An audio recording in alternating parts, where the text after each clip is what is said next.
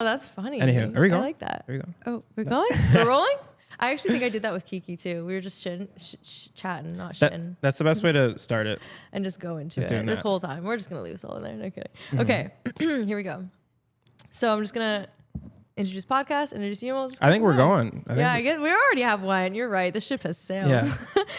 Okay, well. How are you? I'm good. How are you? I'm good. Amazing. Had a nice transit here.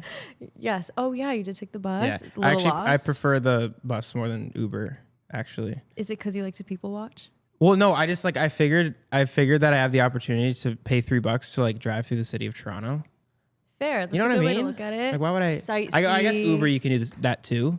But it's not the same. It's not the same. It's like the experience that you're paying for. Yeah. Yeah. But I was standing and I was getting The whole time? Yeah, I was getting my shit rocked. I was like hitting my head and it was, yeah. It's like the confidence of standing up and and you're falling and stuff. It doesn't work. It's the worst when you're on the subway and it stops and you're kind of jerking around because I'm not that balanced. So I get what you're saying. Yeah. Yeah. Or jaywalking and going when the light turns red and you go because you know it's going to do the walking thing. Yes. And then they get in advance and now you're about to get hit. Yeah. You just got to run for it. You just got to go for it. But it's embarrassing. Sometimes. Yeah. Unless you simply choose to not let it be embarrassing.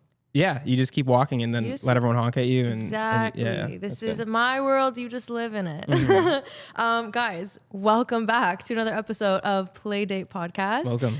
I'm here with Tommy. How do you pronounce your last name? Schoenith. Schoenith. Yeah. Wow, I would have said Schoenith. Or everyone says Schoenith. Or Schoenith. Everyone says Schoenith.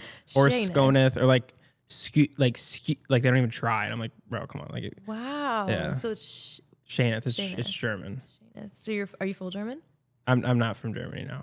At all? No, I'm mixed between Palestinian, German, Polish, and Italian. So I'm a few different ones. Italian? Yeah. Wow. So you got 4. I got 4. They're not all even, but yeah. Yeah, I got 4 of them. I also found out, guys, today that he's from the States. Well, he was born there. Crazy. I was born there. I was there till I was about 8. My mom remarried, brought us to Canada. I was a little bit worried about it. Yeah. Obviously, as an 8-year-old, you're very conscious and you make decisions and for sure you got to be cognitive. But it's the best thing that's ever happened looking back at it because now I got to come to Toronto. Mm-hmm. Met all these cool people. These weird little side quest podcasts I'm starting to do. Yeah. Pretty cool stuff. But yeah, lived in a small town, which was very, very character development as well. Then the big city, classic little story. Yes, sir. So I family down there, so I go back and forth every once in a while. So it's a nice little lifestyle. Balance, yeah. Yeah. When did you move to the city? The city, 2019. So I was first year college at Humber. You went to Humber? Humber, yeah. For what? For marketing. Oh, I was gonna say I went for theater. Oh, there's a comedy program there? There is. Did you ever think about doing that? No. I was like, I don't know. Were you just always naturally funny, or is it something that yeah, no. Right out the womb? I mean, I liked being funny. It's. I mean, who doesn't like? It's just fun. Yeah, it is. It's nice. It's also just so great when you feel like you can make people laugh, and it brings such a joy and serotonin to their brain. It's nice. Yeah, it's nice. Well, I was always just shooting my shot with a joke, and sometimes it was in high school. It was fun to bomb. It's fun to Yeah. And then you just dig deeper and then it builds character. It builds character. But yeah, I mean, I was I obviously love being funny or having fun, But yeah, in college I was doing marketing and first of all, I went to Guelph University for 1 year. Before that? Before that, COVID hit and I wasn't feeling it. I was there for economics and my buddy Nick told me to come down to Toronto. We both went to Humber. Got a little apartment, started making videos during college, and they started to blow up a little bit. And I was like, let's do this. And yeah, it was kind of a race between do I graduate or get successful on this? And then it kind of happened at the same time. So did you graduate also? Or did you? Yeah, I graduated. But I'm saying I was able to do it full time around when I graduated. Okay. So it was kind of I was relieved once I graduated because I was nice. I didn't really want to do a marketing internship. You know what I mean? So lined up well. Yeah. So were you always Was acting something that was always in the cards for you? Like, did you grow up acting? No, it was never like, no, I didn't know anything about it. I mean, like, I don't know. I was always, I have like, I don't have the best taste in movies. Like I like great movies, but I was always an hour and a half pump and dump kind of guy. I was like watching, like I was always confused on why 21 Jump Street wasn't in the Oscars. But like looking back, I was like, come on, that's not gonna. Yeah. But it was still good. I was very drawn to like those silly kind of movies, and I don't know, like I was never like a big film guy or acting guy. But then when I started to do it, I think I just had confidence to think that I could do it.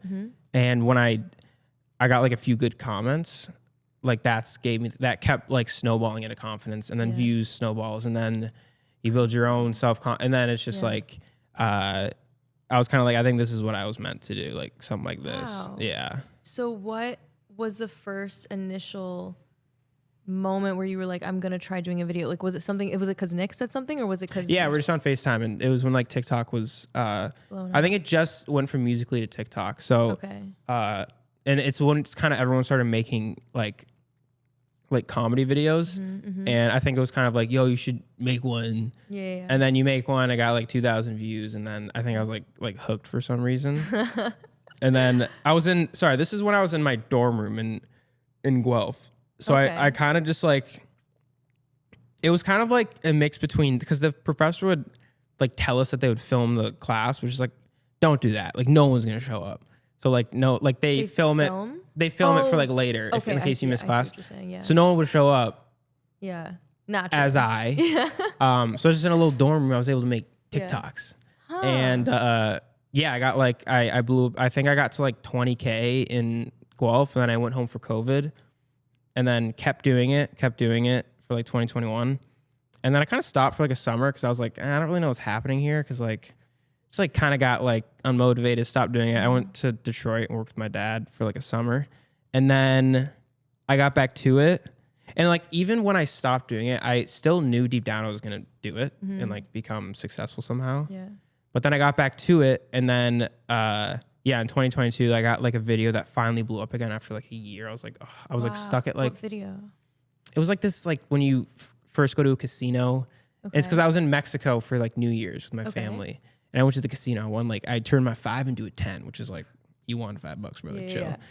Anyway, the video was about that. It was like when you first get blackjack and you're like, oh shit, gambling is introduced to my life, and that was kind of the video. Yeah. Anyway, it blew up, and then I just started pumping videos, and then I eventually got to like, I think in that year it was probably like 1 million, I think. That's great. Like views or like followers. Like I eventually got to like, I think by the end of the year I was at like 1 million.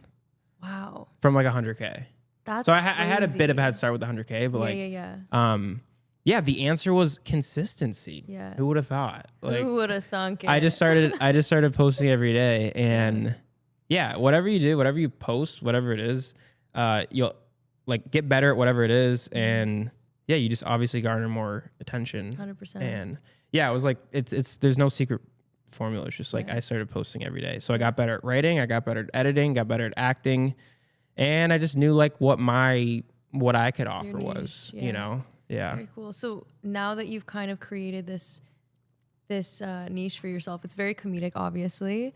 Would you see yourself branching off in like anything like thriller or like drama, or do you find because you're in this box of comedy, do you feel like you're stuck in that? No, absolutely not. I feel like the type of comedy I do is it has those aspects of like thriller and intensity, and like there's dramatic moments. Like for sketch comedy specifically, you need to have these different kind of characters. Yeah. And you know, it's a TikTok. I like it's a small thing, but like there's moments where like I gotta get into it, and like you gotta get this shot or this frame, and like you gotta like, you know, you gotta. So I'm definitely in, like eventually I want to like feature in movies or write them that are thriller or like drama's like a lot. Like drama's pretty hard, but that's how I met Wilson. From doing a he hired Wilson. We made a sketch show like 2 years ago called Too Far. And yes. Oh, we're gonna get into that. Yeah. But they produced it. So I did Wilson's thesis film for school, And it was like a dark like drama, and I'm never done a drama, but they just saw me as an actor. They're like, yeah, you're hired. And then they're like, you do TikTok? And then that's when they pitched the sketch show. They're like, we have like this thing that we want to do. Like, we'll produce it, write it, and we'll find your actors, you know. And yeah, it was like a nice little love story, you know. Wow, I didn't know that. Yeah. But so our first interaction was definitely not comedic. It was like like I remember I've never had to like cry in a film.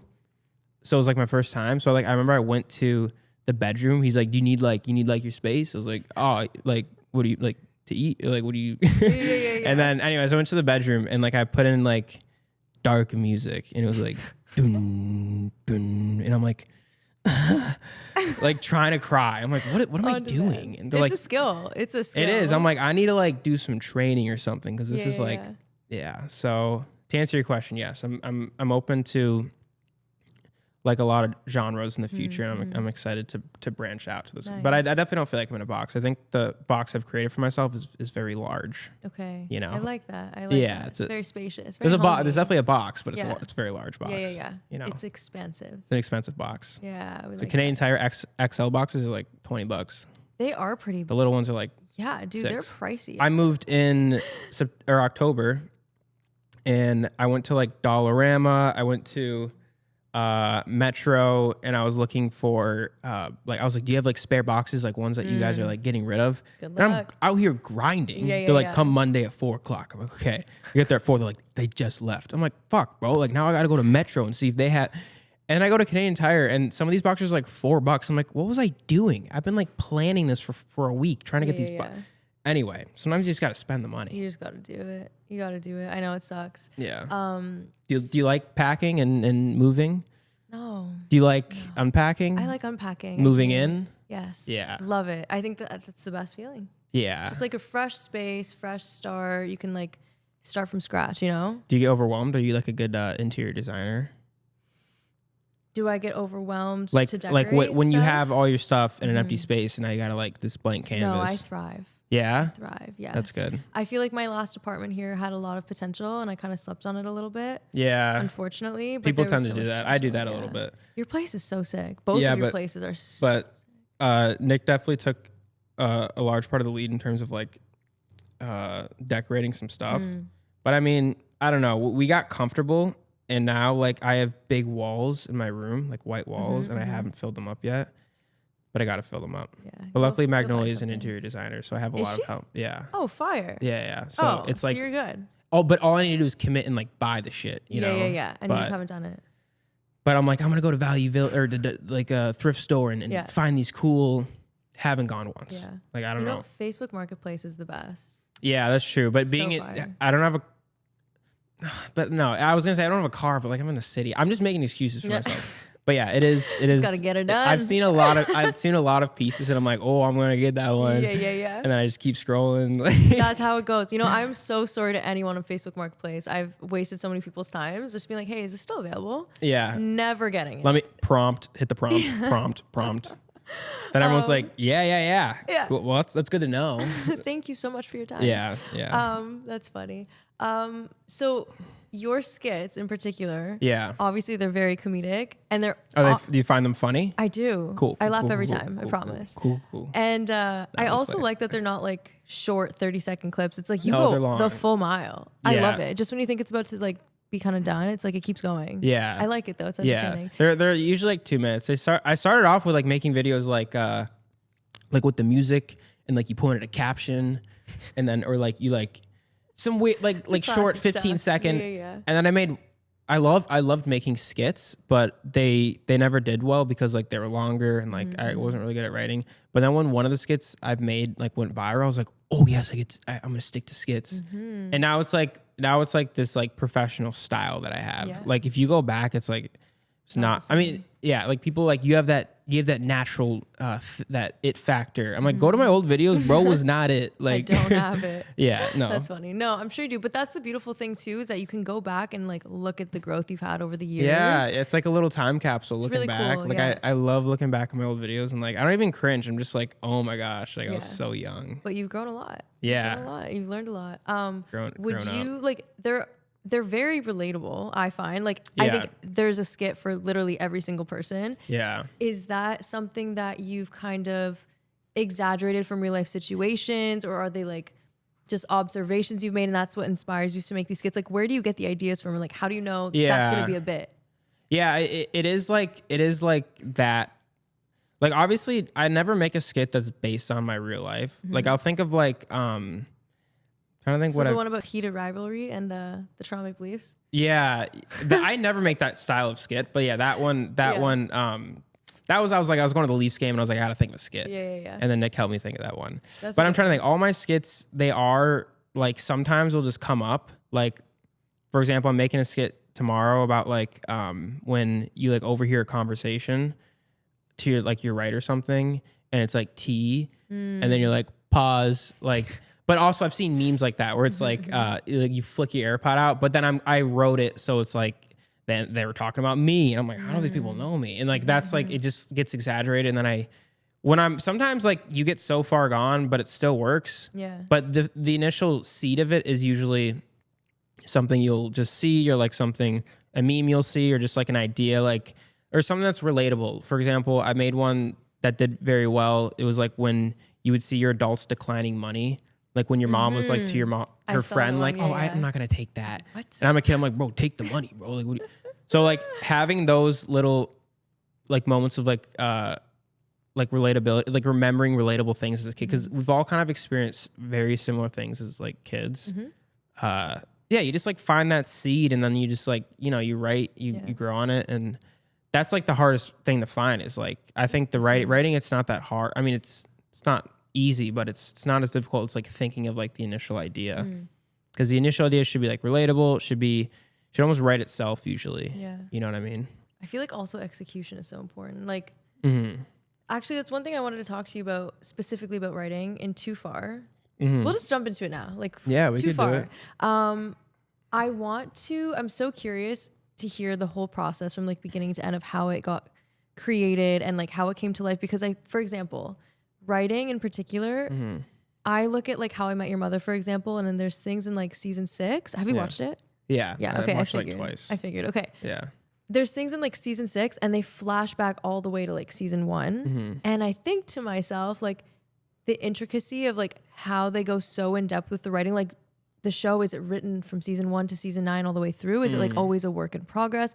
I think for me, being an actor my whole life, I've always been so, I guess, enthused by the idea to write. Yeah. But pulling it off and executing it, I don't think I could ever do, because I think there's just too much that goes into it, and my brain literally... Well, I mean, your brain's not ready for it yet, but the same way my brain wasn't ready for it 6 years ago.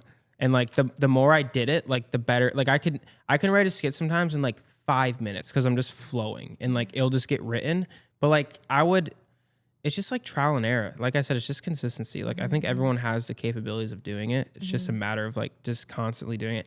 And luckily, I always think I'm very lucky for this, but I started when I was 18 or 19, and I don't think like my brain was as developed. Like I didn't have like, my frontal lobe wasn't developing, so I wasn't as aware of like judgment and like how this is gonna affect me and stuff like that. So I just did it. Like it would just be, I think it would be a little bit tougher to start now, but it's still like obviously very doable. But to your point, I think things like that, like the How I Met Your Mother, that stuff kind of, sometimes it just like falls into your lap. Like when I'm writing, a reference to the beginning will sometimes just fall into my lap, and I'm like, oh no, this is working. Like this is like, you know what I mean? It's flowing. It's flowing. So I think it's just one big, I don't know. I think it's just one big puzzle you kind of like discover as you go, specifically with like shows like that, because you can't plan the 6th season when you're on your first. Unless they have flashbacks. I'm like, how did you know? No, but the flashbacks are like, if they had a flash forward from a thing in season 1 that they're going to do in season 6. They do. Wait, for what? For what? Like the goat, his 31st birthday. Wait, what is that exactly? I'm trying to figure it out. So they talk about... the goat. Yeah, and he'll be like, oh, my 31st birthday. It'll fast forward, and then he's like, oh, but we'll get to that at a different time. Oh, and it's like when was that? When was the first goat talk? I think it was like probably season 1, and it happened in like season 3 is my guess. I could be so off. Okay. At the same time, I don't even know who wrote it. So they could be geniuses. I don't even know. I mean, it's one of the biggest shows in the world. So I just think, I don't know. I mean, especially writing a show now, it's like we're worried about the arc of it and stuff like that, but we're worried about writing the first season and making sure it's as good as it can be with having like little, like still a direction of where each character is going to go, how they're going to develop and where the season's going to go. Yeah. But I mean, that is impressive to do that. But you also have you have a writer's room. So, you have a lot of brains, and when you have more than just your brain, it's just like huge because you can see if your idea is bad, if it's good. They say something that inspires something else, and like ping ponging with ideas is just like so important. Oh, there's nothing better than a good like bounce off. I know. Creatively, I love it. And you guys are in flow state, and you're just yapping like good yap. Like that's what I do with Nick. Stuff. Like that's what we do with. Love that. Was he always into like arts and entertainment as well?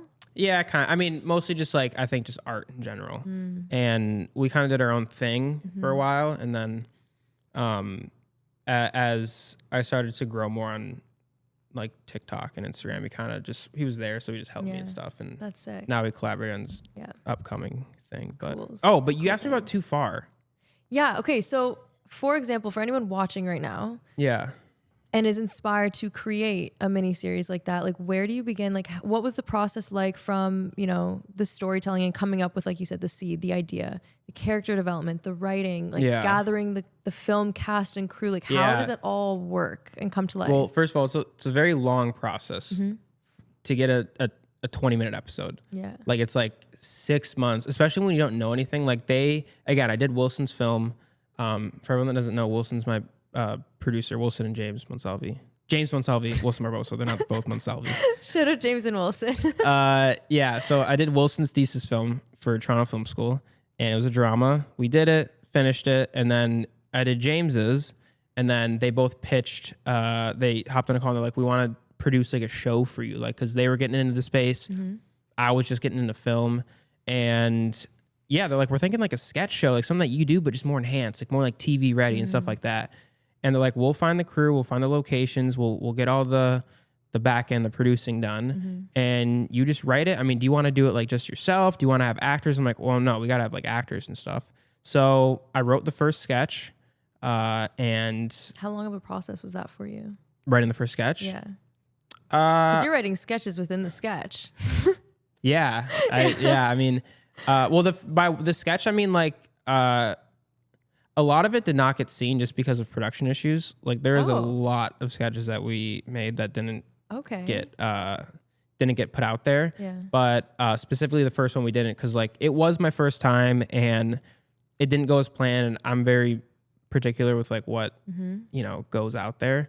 But so that probably took, I don't even know, maybe like a couple weeks to like write it. Like it was a 10-minute sketch with actors, and we used James's house for it. And they gathered the equipment. We kind of had an agreement with Canadian Film Equipment, just like just some equipment for some posting and stuff like that, kind of like we do with restaurants and stuff. Yeah. So social media was a huge help. Having like a following was a huge help because people trusted you. They knew you were like legit and stuff like that. Anyway, it was pretty much that. We did our first sketch, we watched it, and we kind of knew we had something there. And then we decided to just like kind of make it all ourselves. So all the money I was making from my brand deals and stuff, I was kind of putting into the show. Okay. And so, we just kind of kept reinvesting, and I would keep writing. I'd be getting a lot better because writing like 10-minute sketches compared to TikToks is very different. And it's a lot more satisfying. It's a lot more difficult. I remember being on set and like, it's like they're in frame and it's not me. And I'm like, okay, they got to act like me. Because like when I'm writing it, I'm thinking of me. Now I don't do that because I've made a lot of stuff on film. But at the time, like it was the unknown. And like, that's the beauty of like making it is like you don't really know what you're doing. Truly. But you're slowly figuring it out. And every sketch was like that. It was James and Wilson finding the crew, locations, me writing it. Then I would direct it, get all the film, put it on 4 little hard drives, 2 and 2 for backup and stuff. And then in their pouch. And then you're going home. You're like, this is my life. This is a lot of money right here. And then you drop it. And the worst. It's honestly terrifying. I spilled water on hard drives. Like so Did it scary. damage it? No. Oh, No. but it's definitely like, you know, you lock in after that. You're like, I gotta the clean. bag is secured. Yeah, you're like, I gotta start cleaning my room more. Like, just lock in life. Anyway, yeah. So every sketch was like that. It was gathering the crew, and yeah, as it kept going, we got a lot better at it. Our plan was to release it in July. We did like a Kickstarter. It didn't like go through. We honestly had a huge ask. We were looking for like 250,000 but to be fair, like we couldn't have done it lower because in order for Kickstarter to reach the goal, you have to deliver the product. And we're off. Can you explain what a Kickstarter is? Kickstarter is it's like a website it's like a crowdfunding website. So you show your project. It's usually like a prototype, and you explain it. You make like a trailer, and you like invest in this, and it can come to fruition. And if you put $100 in, you'll actually get the product when it's actually made. If we reach the goal. So if I made a vacuum that was really cool, and I needed $100,000 to make it and like get a bunch of products and stuff, I would market it and stuff like that. People usually put money in because they're going to receive the product once it comes out. Yeah. But for the show, it's like if you put money in, you just get like some merch and stuff like that. Anyway, I don't regret any of it. I'm glad we did it. But what I was saying was we had a high goal because in order to produce the full season, it would have cost that much. And that is that's just like kind of the catch-22. It's like it was just like a lot of money to produce, but if we did it lower and actually got the goal, we wouldn't be able to deliver the product. Yeah. So fair. Okay. Yeah. Anyway, we still did a premiere. We did a premiere at TIFF. Nice. We rented out like the TIFF light box. We had like 150 people there. So fun. I wore a little tux. Had a couple drinks, got on the stage, talked on the mic, introduced it, and theater was going crazy. Like it was like 50 minutes long. We showed 2 episodes. Yeah. And it went by like that. Like it was so much fun. It was so satisfying. Everyone was so proud and happy for us. So like all that hard work was like finally like paid off. It was like tangible. Yeah. We released it the next day. It's at like 100,000 views on YouTube, which is like I'm so like that's more than like what you expected.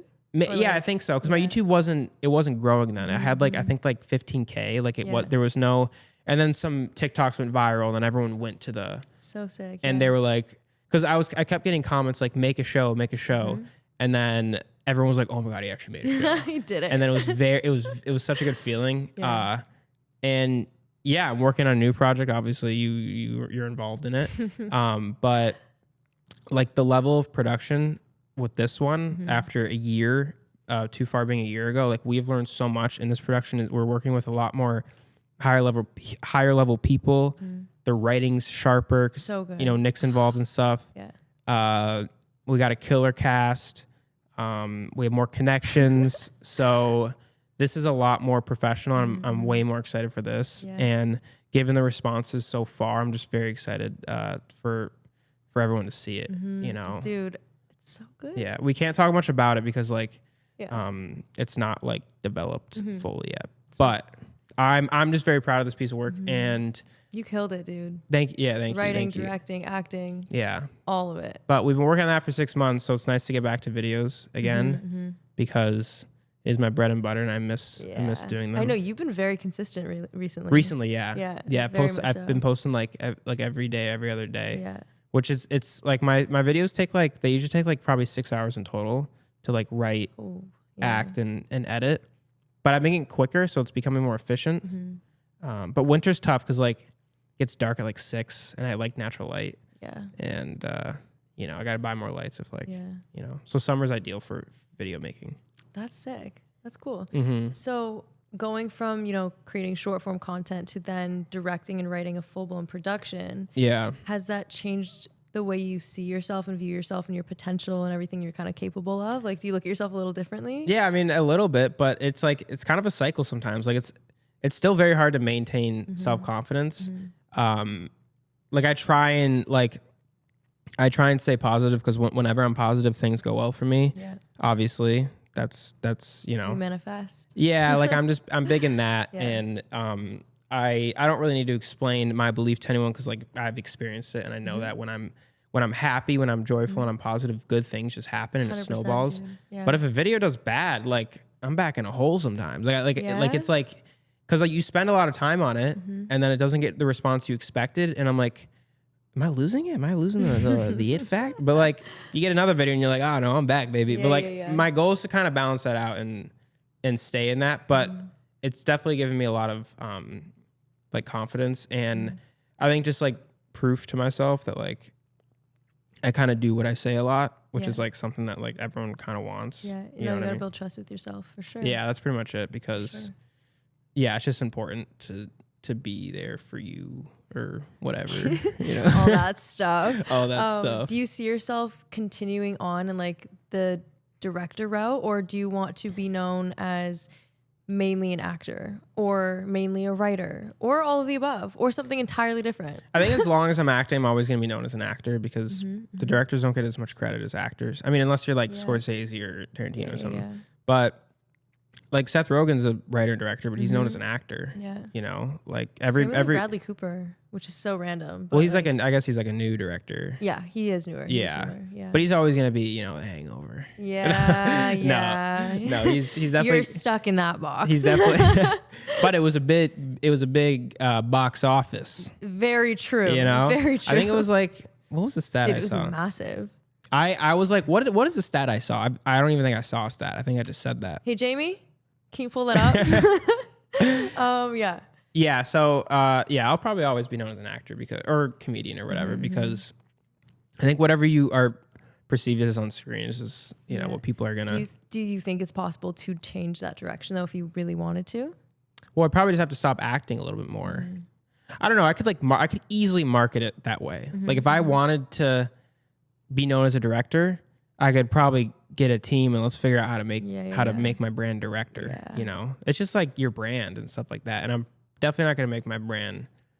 Well, actually, I don't know. I don't know what's going to happen. But that's true. But maybe, yeah. You never know. But I don't know. I feel like I'll be actor, comedian, known for.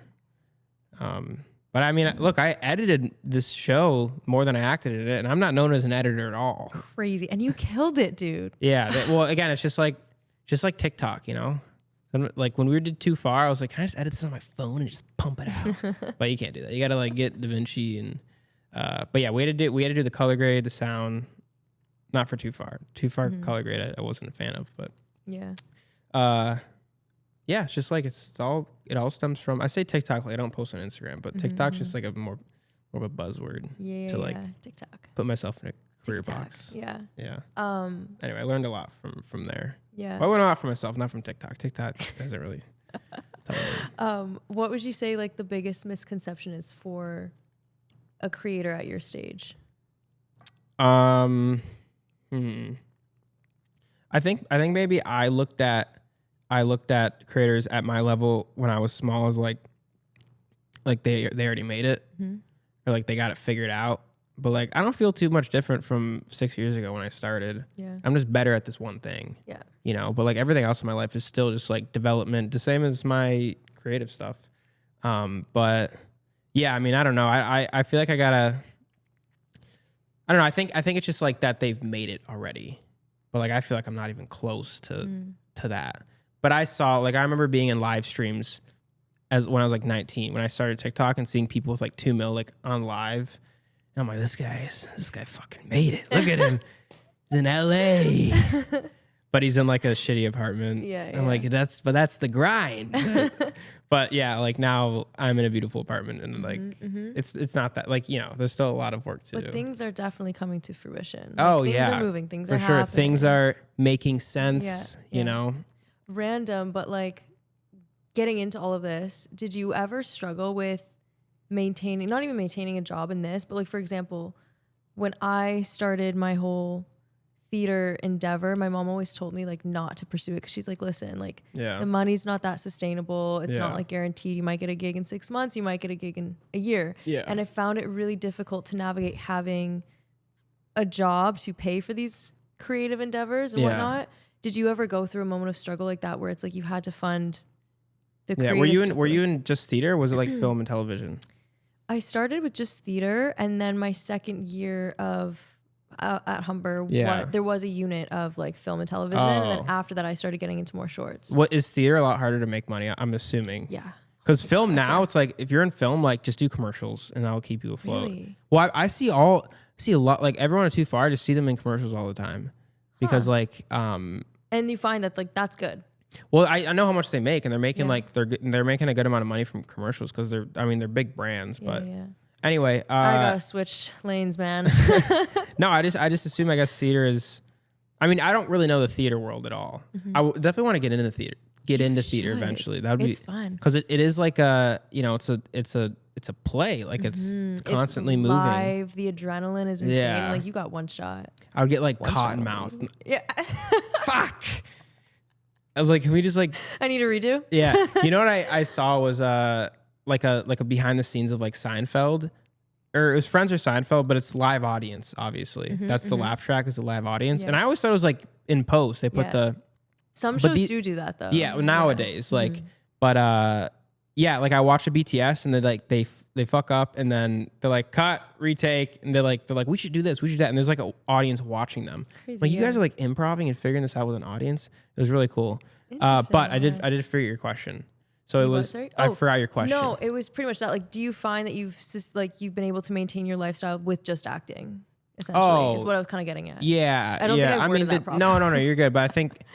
With acting, I haven't really been huge in acting. I've only done a few shows. Actually, Office Movers comes out tomorrow, the episode. Yes, I wanted to talk about that. I'm very excited. We'll talk about that after. But I've only done a few film and television gigs, but the digital space can be very fruitful if you kind of play the game right. Like if you have good connections with brands and stuff like that, just because it's a new industry, newish, that's kind of where their monies are going for their budgets for the most part. So, I mean, definitely like it's been like kind of tough. Like you gotta like Canada, you don't make money from Instagram or TikTok. It's just brands. Kind of BS. Well, I've missed out on tons of money because like I know creators or mutuals that are in the States and they're making so much money on like. That's crazy. Why don't they do it here? I don't understand. You know. Probably because we're Canada. Like they're like we'll get to that. You gotta go back to Detroit. I mean. No, actually, I tried to. I like went through lawyers and stuff, like TikTok people that I was letting them know. I was like, I'm American. I'm actually moving back soon. I wasn't, but like they didn't give it to me. So, but they're like, no, it's just based on the IP of your account or where you made it. I was like, so you're saying if I made this at my account of my dad's, and I was in Michigan, then I would have been good. Yeah. And it's like technically, yeah, but I made it in Guelph. So is it dependent on each video? No, just your account. Okay. Like if I downloaded TikTok because my friend told me I was in Michigan, like I would have been balling. Okay, wait. So back it up. You're saying let's just say I went to cross the border right now. I'm saying that. To Niagara Falls. I opened up a Playdate podcast account on TikTok, right? Yeah. On the border of the States. Yeah. Well, I mean, you should go in and have a drink or something. You shouldn't. For sure. I'll make it worth it for sure. Yeah. Would I technically then? From what I've heard, yeah, they could have changed it. It's been like 3 years since I've tried, but you learn something new every day. I'm trying to think. Is that the case? And maybe it also has to do with like your phone, or your I just feel like no, VPN didn't work. I tried to I was like, well, I'll just put on a VPN, and then the creator phone will go in my inbox, and I put it on. I was like, come on, and like nothing, obviously, because that's like just stupid. But. Yeah, I think, but I feel like it's not that easy for some reason. I feel like you do have to have like some sort of phone or your IP just has to be like. That would make sense. I don't know, but it was very frustrating. And also Instagram gives money to American creators as well. I didn't know that, but I went to Brazil for like this Prime thing and I met a bunch of creators and yeah, like, a TikTok creator fund's gone down a bit, I've heard, but they were getting good, like a good, that's so silly. A little bit of cash from that. Yeah. It was because I hear they do pay very well. They, especially when it came out, they were just like giving people money. Like it was like, I think for 1 million views, some people get like $1,500. I'm like, what? Easy money. That's crazy. Dude, yeah, you'd be pretty rich right now. I'd be pretty good. Yeah, you'd be good. I took the bus here. So, no. We stay humble. Yeah. No, I like that though. Did you ask me something?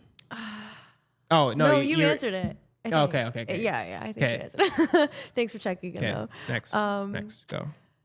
No, I'm just kidding. What was I gonna say? So like, how do you deal with going through creative funks? Ooh, a little funk. A little funk, because I've been through some myself, and let me tell you, those ruts have taken months, if not years, to get out of. Sometimes. Well, you can't. I mean, the biggest thing is you don't feed into it. You can't feed that beast. Yeah. Of You're a right. funk. How do you stop it? Well, how you don't start it is admitting you're in a funk. So you're saying I shouldn't admit I'm in a funk? No, I mean I don't know what your funk is, but I'm not in a funk now. Oh, that's good. Yeah, no, this was a few years ago. It took me like 4 years to pick up my guitar. Oh, yeah. It was a guitar. It was a music funk. Maybe not 4, I'd say 2. Yeah. What was the funk exactly though? Was it like you? I just was feeling uninspired. And every time I felt like the inkling to go play, I would just get like freaked out. The what? The inkling? The inkling, right? That's a word, correct? I don't know. Jamie? No, I don't know. I don't know what it is. I think inkling, right? Tiger? But yeah, you're like inkling your urge to inkling. I don't know. It is. Thank you, Jamie. You get like this. Oh, your name's actually Jamie? No. Oh. I was like, did you just hire him for his name? No. That would be cool though. Also, no, but sorry, you side note. Oh, sorry. What? No, guys, never mind. Actually. Okay. ADHD. Okay. Continue. I'm like, wait, I got this inkling. Wait. That's my brain. On yeah, the every regular. time you get like the urge to. You get this urge to play, yeah. And a little tickle, a little itch. Yeah, inside, right. Yeah. But you're saying that you like. I mean, are you like making original music? Is that why it's hard? Yeah, that was. What part if you of just play some Ed Sheeran for a little bit, and you're like, this is pretty good because it's like Ed Sheeran. I think that's what I should have done. Yeah. I think what I should have done was just be like 3, 2, 1, go. Yeah. Rather than like sit on it and think about it. I think the quicker that you could just like do something when you have that urge. Yeah.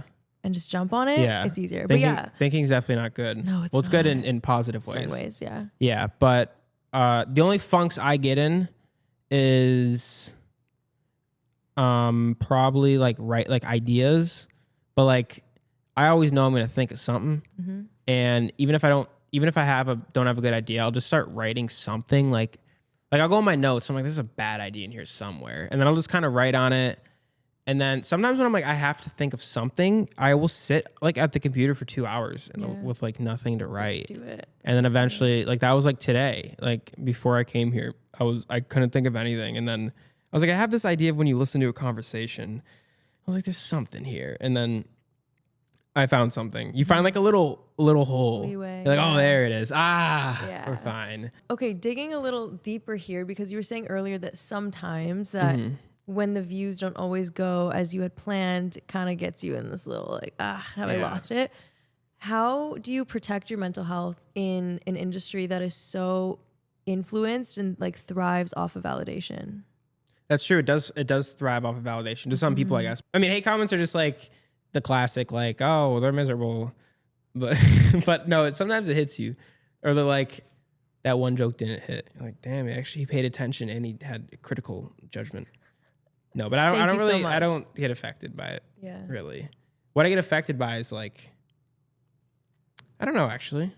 I don't know what I get affected by. I think like it's mostly close people. Like the judgment of, you know what I'm actually kind of bad at is actually not bad at it. I'm getting better at it is like, I like what you just said right there. I'm not bad. I'm getting better. Yeah. I mean like, I like the phrasing I'm not bad of that. At, yeah. Yeah. That's good stuff. Thank you. Thank you. Original. I've been working on that. But what I'm not bad at, what I'm working on is being in like a writer's room and like taking criticism. Cause I've been writing my own stuff alone for 4 years, 5 years. But now that I'm working on bigger projects, there's pushback with things. For sure. And I take them like personal a lot, but I'm getting better at like just being open, like writing it, putting it to my team, and then like we have an open discussion about it. But I think like that's kind of what's harder, rather than like, I don't really get affected by hate comments or anything like that. And plus all my hate comments are usually like people with no profile pictures, which is like very coincidental. But is it little trolls? Yeah, like I hear like, I literally see like bro fell off. I'm like, bro, where's your data? Like I'm here. Yeah, facts. Yeah. Where are you? Or he's like early to a video and he's like, how does bro have 200 likes? I'm like, I posted it 2 minutes ago. And then it gets like, it does bad. And I'm like, he's right. Yeah. That's funny. Yeah. Okay. Do you have any more water? Oh, Jamie? Do you mind if I grab some more water? for my lovely guest. I chugged it. He has cotton mouth. I chugged it back. Shout out Jamie. Oh, there's a basement. Huh? There's a basement. I've actually never seen it. That's cool. I'm taking a brief intermission. No kidding. We could definitely still chat. But I feel like I had a question I wanted to ask you, and you might give a deep answer, you might not. So I'm like, I don't want to get interrupted. So maybe it's just. Oh. But it's not that deep either. Like I could just. What is it? What's the question? I'd have to kill you. Yeah. Thank you so much. Thank you. Thank you. Oh, thank you very much. Bougie. That is Jamie/Graham. He runs this place. It's the heart of this place. Pumps the blood through the veins. I don't even need this right now. What was your question? Yeah. Okay. So my question was, is there an experience that you've gone through that has kind of shaped you into the person that you are now? Like something deep. Yeah. And is it something you're comfortable to share? Yeah, it's not that bad. Yeah? Okay. Something that... It was starting making videos with a roommate. Okay. Like we had, at our old place, it was bachelor's pad, open concept. No no doors, no walls. It was awesome. It's not awesome. It's like, I mean, it's not bad because he's my best friend. Not my best friend, but like not cringing. No, no, but yeah, we're very good friends. And I kind of started to make videos like in this apartment that had like no privacy. So it was kind of getting over like waking up and like, hey, I have to go like downstairs and talk to my phone. And he's like right there. And it was like new. So it was hard to like kind of like express that. And like, I don't know. It's like, it's easy to act in front of people when everyone's involved, but when someone's like doing work and I'm like, can you put your headphones in? Yeah. Like it's hard to do. Yeah. But that was definitely the biggest thing cause that almost made me like quit. Like I was like, every time I want to make a video, I was like, I don't want to do this. And like, sometimes I'd start filming and I'll just like kind of wait. And I'm like, just do it. Just start acting. What kept you going in that instance? I think just like understanding I have to do it. Like there's no other choice. And like, did he care? No, he didn't give a fuck. So it was a you thing. Yeah, that, like, of course it was a me thing. He didn't care at all. He's like my biggest supporter. Like he doesn't, like he's helping me now. Just do it. Yeah, like, and he was always confused. He's like, why do you care? I'm like, I don't know. Why you care? I'm like, no, I don't. But that was definitely the hardest thing. And now now it's not even a problem, which is so nice. Like I can start filming in front of anyone now. But yeah, I mean, like I also knew that I have to get over this fear of like filming in front of people. Cause I did it for a year alone, like in a room or like in the basement of my old place. But I was like, if I'm going to get into film and movies, I'm going to have to do this anyway. But it's a lot easier when people like are on your side. Like on set, it's easy cause we're all making this thing. We all want the best. But like when it's like someone's working over there and I'm like kind of, I feel like I'm annoying them or like the biggest thing was like, I'm saying weird shit. Cause like I film all my characters at once and then I edit it together. So I'd be like just saying lines that have no response. Yeah. I'm like, well, you'll see in the script. Like, I'm just like, I was in my head a lot, So makes sense.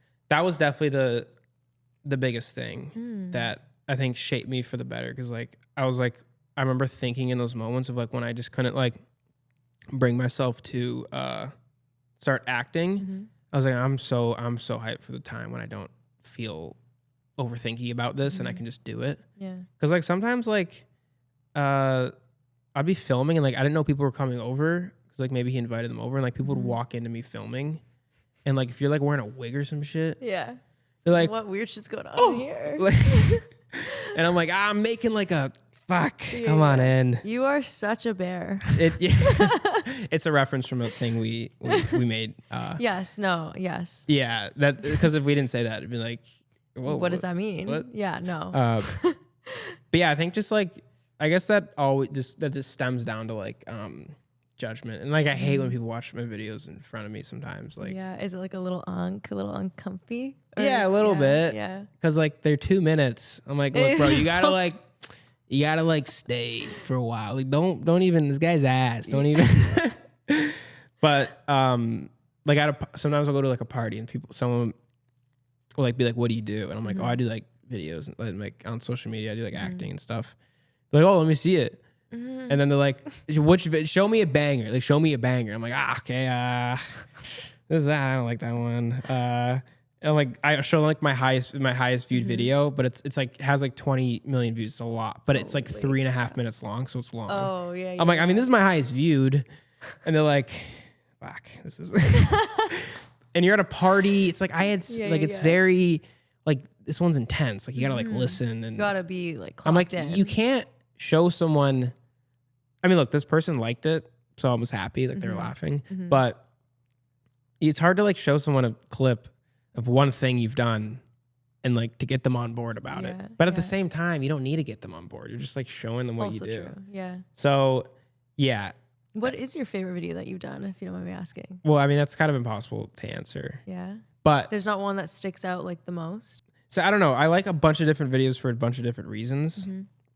Okay, I don't know. Okay. Fair enough. No. I'm trying to think. That's great. You know? Clearly you like what you put out. Okay, no. So I made this one in 2022. Okay. It's about when the kids at family holiday events, and it's like the 4 kids at like the Christmas party, and they're like, I don't want to go in there. I don't want to talk to these parents. It's like I'm not gonna sell it good. But anyway, I think at the time it was a video that I spent the most time editing. It was the first time I spent like 2 days editing it. It was a time when I started to blow up a lot. It was a time when I was feeling really inspired, and I made it, and I knew it was good, and it went viral. And I think I remember during that moment or that time, I was like, oh, I'm getting good at this. And I think like there's different moments where like videos stand out and you appreciate them more. Like I made like a Phineas and Ferb series that like blew me up like crazy. Wow. And even like the video I was talking about, the one that has like 20 million views, it's like when the robber has to pretend it's their house, and like it's like I've seen that one. Yeah. But that one I love because I spent like 8 hours like filming it. Like I was like, it was Halloween. I was at my parents' cottage. I was like dog sitting. And I remember like being outside filming the cop, and it was like 1 a.m. on Halloween. I was like, oh, I'm scared right now. And then I spent and I love that because I worked so hard on it, and like I went the extra mile, and it got a lot of views. And there's just like there's like certain videos that I have certain appreciations for, but I'll never have one video I'm like, oh, this is my favorite one. One sec, this is my favorite one. Yeah. Different reasons. Yeah, that's yeah. Nice. And you get at what you put in. Like the fact that you got so many views on that one, but you also said you went the extra mile. Like but there's also like the inverse where it's like, I'll not try on it. Like I will always try, but like sometimes a video, it'll write itself. I'll be done writing it in 10 minutes. I'll film it in 45 and I'll edit it in 3 and it does crazy good. That's like a short amount of time, by the way. But there's some videos where I'll spend so much time on and it does bad, and I'm like, damn, I thought this was like one of my best. Yeah. And that's kind of when you get in like do I trust my judgment? But it's like sometimes it's the least expected ones, honestly, that you don't think you're gonna hit. And yeah. Like I made one the other day I didn't think it was gonna hit, and then it hit like crazy. Nice. That's a good feeling. Yeah, it is a good feeling. Yeah. And you like you act like you had this confidence the whole time. You're like, I knew that. I'm the man. Yeah. What is one thing, like knowing all that you know now, what's one thing you'd go back and tell your past self starting out? What piece of advice would you give to him? Well, the fact that I'm in a position I've always dreamt to be, I feel like I would just be like, just keep doing you. But I'm trying to think. I'm kind of blanking right now. I know. I don't know. I think just like, I think it would just be like, everything that you're going through is like, you're doing the right things. This is all development. Like, just like trust what you're doing. Keep going. It's all just development. Like I would never like give it like go do this first, bro. Like it's a shortcut. Yeah. If he does a shortcut, he's not gonna. I would just kind of tell my past self to just like you're in the right path. Don't overthink too much, because like you're overthinking this like unknown future. Yeah. But just like it's gonna turn out. Yeah. Let it be. You know. Trust in yourself. Trust in the past. Trust. Stay calm. Let things come to you. Yeah. You know. Nice. Would you say that? Because there's so many things that obviously makes a good actor. I feel like for me, the way I view things is like you need to be like resilient. You need to have courage, because I think it takes a lot, especially like theater at least, like to go in front of an audience, but then also like being on set with people you've never met. You still have to be like vulnerable, and sometimes you have to be goofy. Like, do you find that actors are born, or would you say they're more built? I talked to James about this. A lot. Yeah. Because he's what like, does he say? He's like, you do know you're like an OG theater kid, right? Because you got the theater in you. I was like, dude, I was in marketing. He's like, no, but underneath you were a theater kid, buddy. Yeah, we had that conversation, but I don't know. I think you definitely need that thing, like being on set and like directing and like orchestrating a whole set. You have to be outgoing and you have to be funny. You have to be vulnerable, but you also have to be locked in. Like even on set when we're filming something, like I'm still a bit uncomfortable because I'm like I have to really like I have to be like not in charge, but I have to be the voice here, 100%. And I have to like we got to get down to business. Yeah, but that's why it's nice. Yeah, that's why it's nice to have producers that are like they're like friendly guys, so they're really good at becoming like befriending everybody and like keeping the spirits high and stuff like that. Yeah, but I don't know. I don't think anyone's like born into something. I think that your experience is like definitely shapes you. Yeah.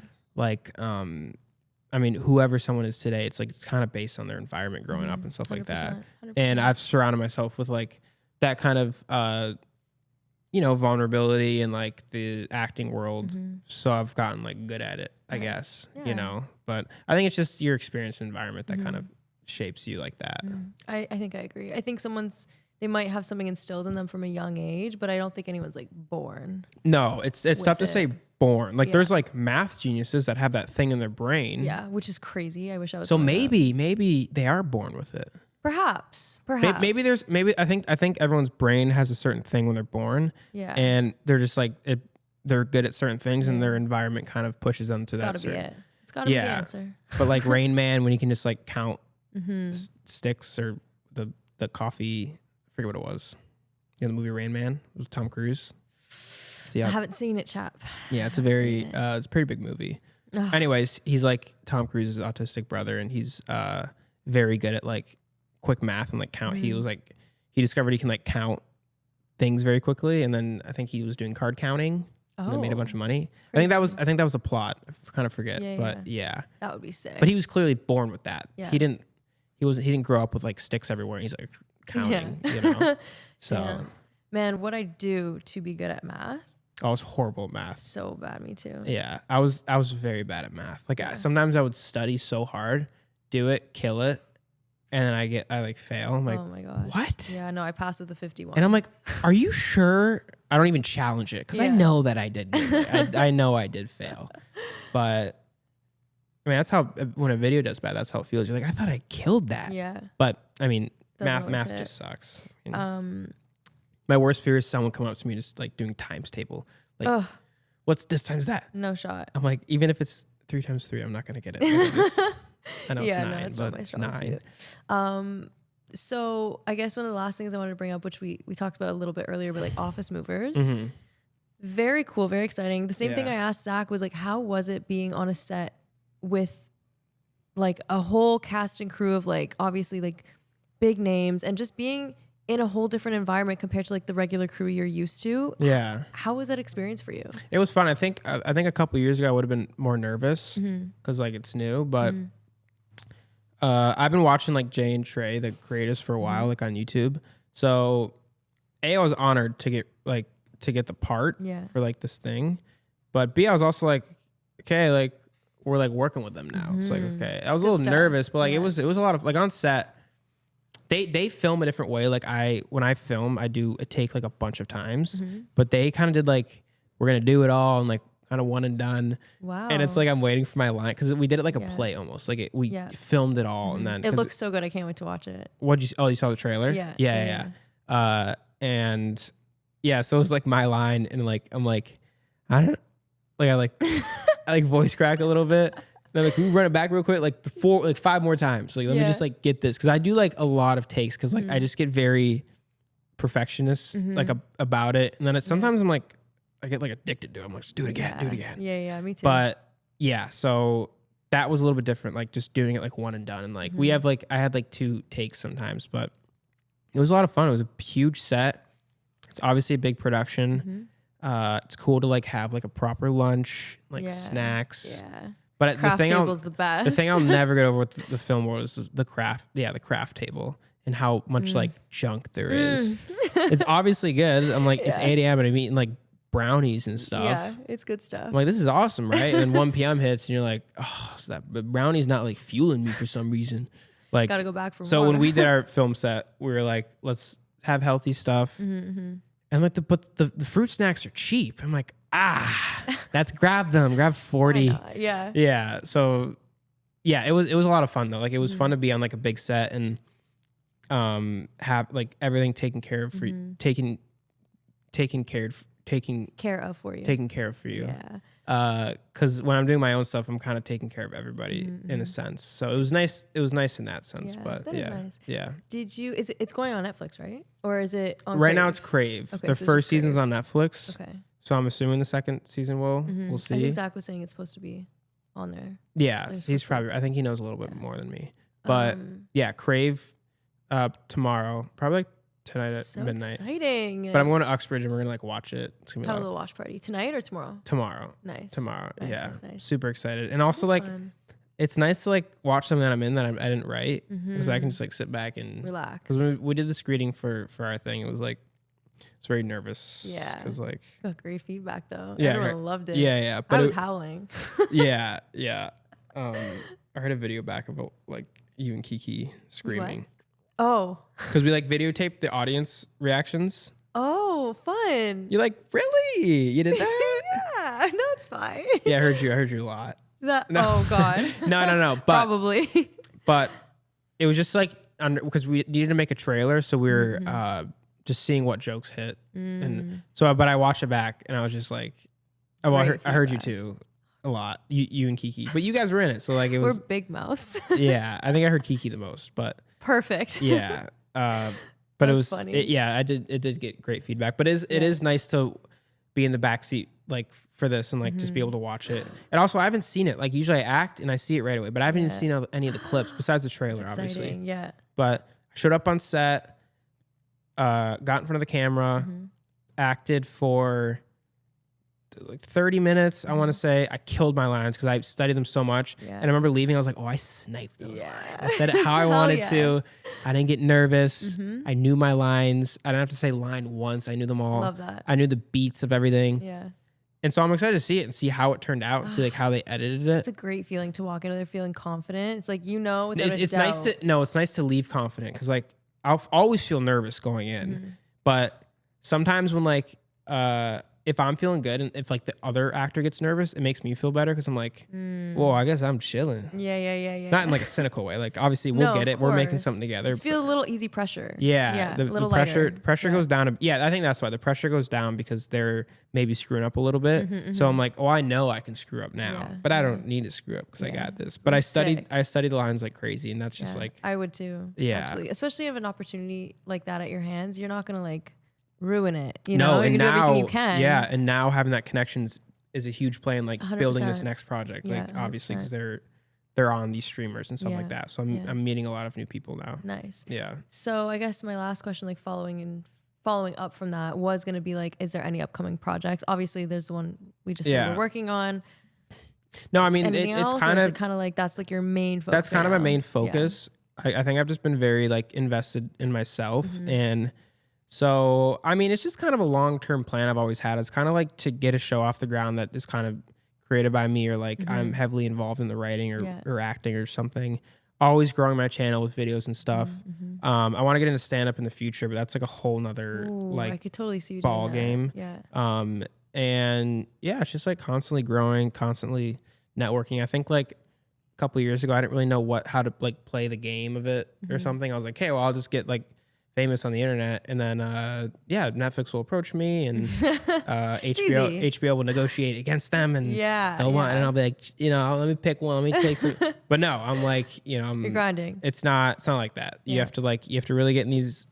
Just find like it's little opportunities. Like I've met so many people at weird things that like you just realize that you just got to keep grinding, and things will eventually come into place. Stuff like that. Yeah. So absolutely. Yeah.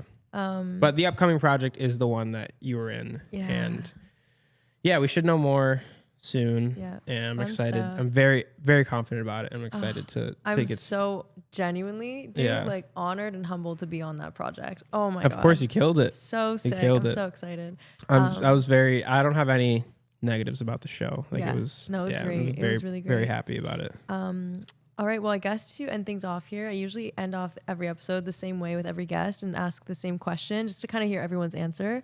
But through all of like the highs and lows of life and like the setbacks and all like the accomplishments, what has been like the biggest life lesson that you still carry with you today that you could share with someone else? I'm still learning it, but like I think it's just, I'm a big universe guy, but I think I would say trust in the universe or trust in your God or trust in your whatever you look up to. If you're an atheist, I mean, trust in yourself. Yeah. But I think just like trust, let go, and like assume that things will work out. Just assuming that things will go in your favor is just huge. Because when I'm feeling calm and at peace, things just gravitate towards me. Yeah. And like, but if I'm like anxious and I'm like, it's custy. What's the law? Not the law of average. It's the law of detachment. No, law of attraction. Law of attraction. Law of attraction. There's so many laws out there. I can't keep a lot of laws. Yeah, there's a lot of laws. But it's the law of attraction. You really just gravitate. Everything that you're putting out, it's like gravitating towards you. If you're gonna be happy and put out good vibes, like you're just gonna get that in return. And same thing with like what you said, negative or kind of like it's also like the law of detachment though. I think they say like just detach from it. Yes, because if you like, it's